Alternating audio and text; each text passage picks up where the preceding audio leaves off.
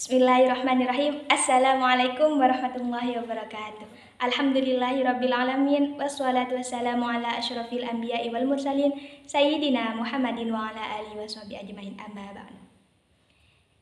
Yang saya hormati dan yang saya takdimi, pengasuh Pondok Pesantren Zainul Hasan Genggong, yakni Kiai Haji Mutawakkil Allah SHMM, yang terhormat Bapak Abdul Aziz Wahab MAG selaku Rektor Universitas Islam Zainul Hasan Genggong, yang terhormat Ibu Wahyu Lestari MPD selaku dosen pengampu evaluasi hasil belajar matematika. Yang saya cintai dan yang saya sayangi kedua orang tua yang selalu mendoakan saya, tak lupa pula teman-teman seperjuangan yang saya banggakan. Perkenalkanlah, nama saya Sri Hartini dari Tadris Matematika semester 4 Universitas Islam Zainul Hasan Genggong. Nah, sekarang kita lanjut bab 3, yaitu membahas tentang masalah tes. Nah, pembahasan dalam masalah tes itu ada 6 macam. Yang pertama itu pengertian tes, yang kedua pengertian tes dari beberapa ahli, yang ketiga jenis-jenis tes, yang keempat fungsi tes, yang kelima perbedaan tes, pengukuran dan penilaian, yang terakhir yaitu membuat tes. Nah, pembahasan yang pertama itu pengertian tes. Nah, apa itu tes? Tes adalah alat pengukuran berbentuk perintah bertujuan pada tes demi mendapatkan kesesuaian tes dinyatakan valid jika dapat menilai apa yang harus dinilai. Nah, tes ditujukan untuk mengukur pengetahuan, keterampilan, bakat, kebugaran fisik. Lanjut pengertian tes dari beberapa ahli. Nah, saya hanya menyebutkan dalam 3 ahli. Yang pertama itu James Kongelosi pada tahun 1995.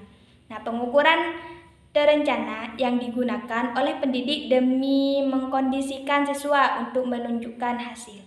Lanjut, yang kedua, Norma dalam Djali dan Muljono. Itu tahun 2008 nomor 67. Nah, prosedur penelitian secara menyeluruh, sistematis sebagai dasar menentukan keputusan. Nah, lanjut yang ketiga itu menurut para ahli Anne Anastasi. Nah, alat ukur dengan kriteria objektif yang digunakan secara luas. Lanjut yang ketiga yaitu jenis-jenis tes. Nah, di sini saya menyebutkan ada 10 jenis. Yang pertama itu tes penempatan, yang kedua tes formatif, yang ketiga tes diagnostik,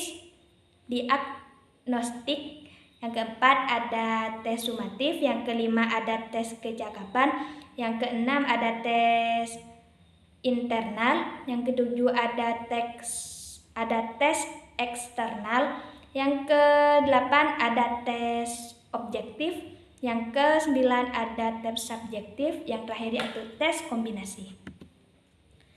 Nah, fungsi tes.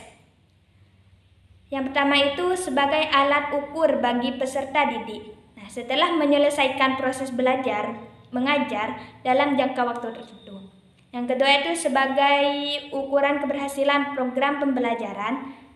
Ada beberapa fungsi tes bagi pendidik peserta didik. Terus perbedaan tes, pengukuran dan penilaian. Nah, di sini yang pertama itu tes dipahami sebagai suatu metode yang berkaitan dengan pengukuran dan penilaian disiplin ilmu pendidikan dalam membentuk tugas merujuk pada data yang diperoleh. Nah, yang kedua itu pengukuran.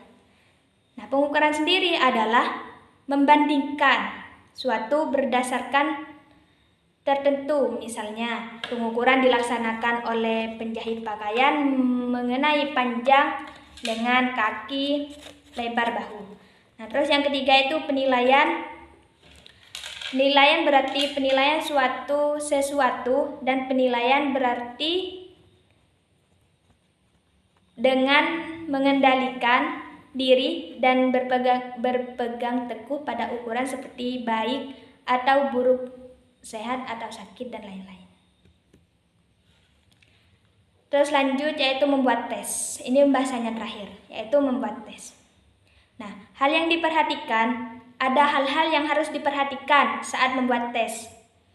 Yaitu yang pertama itu menyiapkan dan menentukan tujuan melakukan tes. Yang kedua, pemilihan materi dan batasan bahan yang diuji. Yang ketiga, tentukan format dan jenis tes.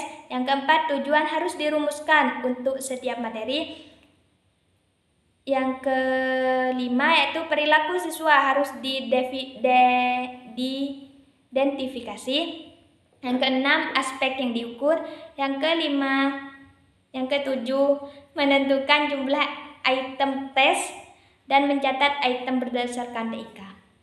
Nah, yang kedelapan yaitu menentukan skor. Yang kesembilan, menyusun kisi-kisi. Terus yang terakhir yaitu membuat soal mengacu pada kisi-kisi.